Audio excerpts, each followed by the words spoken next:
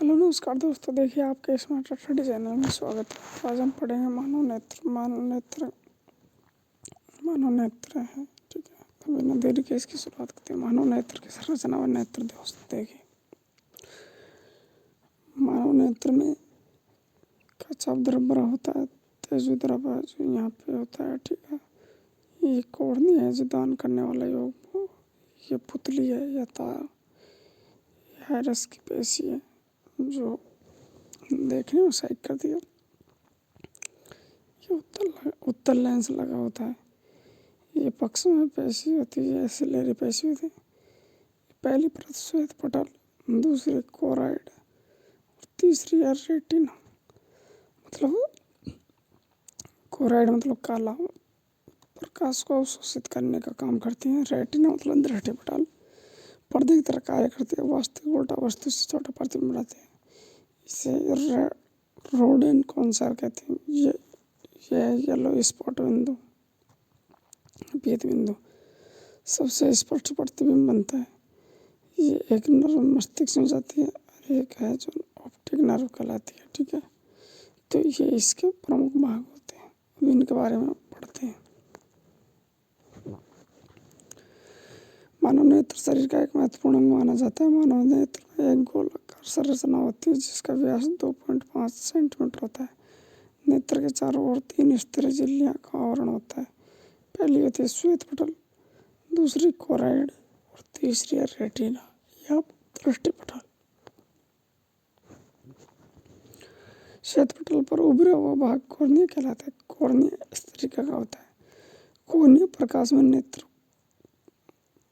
नेत्र में प्रवेश करता है। पुतली की तरह आइरिस की पेशी मानव शरीर की सबसे सक्रिय पेशी। नेत्र को रंग प्रदान करना, पुतली के आकार को नियंत्रित करना। अब कॉर्निया देखिए, आँख का दान करने वाला भाग है जो मृत्यु के 4 से 6 घंटे के अंदर लगता है। कोराइड या श्वेत पटल के नीचे काले रंग की परत पाई जाती है जिसका मुख्य कार्य नेत्र को ऑक्सीजन व पोषण प्रदान करने का कार्य करती है। यह भाग प्रकाश को अवशोषित कर लेती है, इसलिए काला दिखाई देता है। और रेटिना यह सबसे आंतरिक परत होती है। इसी भाग पर प्रतिबिंब बनता है। हमारी आंखों में उत्तल लेंस पाया जाता है। इस लेंस की वजह से रेटिना पर प्रतिबिंब बनता है। वह वास्तविक उल्टा व वस्तु से छोटा बनता है। रेटिना पर सबसे स्पष्ट प्रतिबिंब येलो स्पॉट या प्रतिबिंब बनता है। रोड सेल या शलाका कौन सेल या शंकु कोशिकाएं यहाँ के रेटिना वाले भाग में पाई जाती है। पक्षमा पेशी लेंस को पकड़े हुए रहती है। इसी पेशी की वजह से लेंस अपनी फोकस दूरी को समायोजित करता है, मतलब कम ज़्यादा करता है। इस समता को लेंस की संसंजन समता कहा जाता है। तेज द्रव लेंस और कॉर्निया के बीच में, जबकि कच्चा द्रव लेंस और रेटिना के बीच में बड़ा होता है।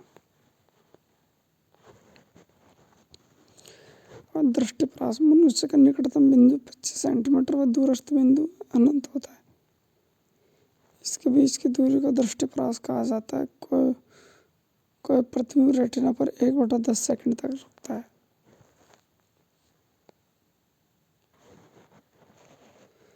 और नेत्र दोष, दूरदृष्टि दोष रोग, हाइपरोमेट्रोपिया। इस रोग के अंदर व्यक्ति को दूर की वस्तु स्पष्ट दिखाई देती है जबकि पास की वस्तु धुंधली दिखाई देती है। इस रोग में लेंस पतला हो जाता है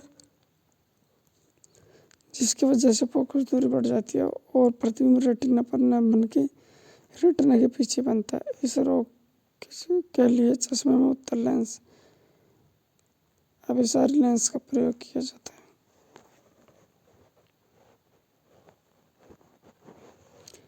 निकट दृष्टि दोष या मायोपिया। इस रोग में निकट की वस्तु स्पष्ट व दूर की वस्तु धुंधली दिखाई देती है। इस रोग में लेंस मोटा हो जाता है जिसकी वजह से फोकस दूरी कम हो जाती है और प्रतिबिंब रेटिना पर न बनकर रेटिना से पहले ही बन जाता है। इस रोग के निवारण के लिए चश्मे में अवतल लेंस का उपयोग किया जाता है। अब दूसरा दृष्टि दोष है प्रेसबायोपिया। उम्र बढ़ने के साथ साथ लेंस की संसंजन क्षमता कम हो जाती है इससे व्यक्ति को न तो पास की वस्तु दिखाई देती है और न ही दूर की वस्तु स्पष्ट दिखाई देती है। इस रोग के निवारण के लिए चश्मे में द्विफोक्सी लेंस का उपयोग किया जाता है।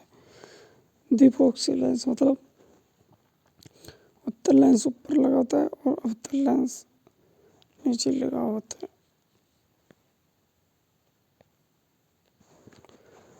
अब दृष्टि वैषम्य रोग मतलब अबिंदुकता। यह रोग कॉर्निया की गोलाई में अनियमितता के कारण होता है। इस रोग में व्यक्ति को समान दूरी पर रखी ऊर्ध्वाधर व क्षैतिज वस्तु स्पष्ट नहीं दिखाई देती। इस रोग के निवारण के लिए बेलनाकार लेंस का उपयोग किया जाता है। मोतियाबिंद मतलब व्यक्ति की आयु बढ़ने के साथ लेंस की पारदर्शिता खत्म हो जाती है, होने लगती है एवं इसका लचीलापन भी कम होने लगता है। इस कारण यह प्रकाश का परावर्तन करने लगता है। इस दोष को मोतियाबिंद कहते हैं। आधुनिक विधि में मोतियाबिंद लेंस को हटाकर एक कृत्रिम लेंस का उपयोग किया जाता है जिसे इंट्राओक्यूलर लेंस कहा जाता है। नेत्र की संवेदन क्षमता। मनुष्य एक ही नेत्र में पास रखी हुई वस्तु व दूर रखी वस्तु को स्पष्ट देख सकता है। इस प्रक्रिया में लेंस अपनी फोकस दूरी को समायोजित मतलब कम ज्यादा कर लेता है। इस प्रक्रिया को लेंस की संवेदन क्षमता कहते हैं।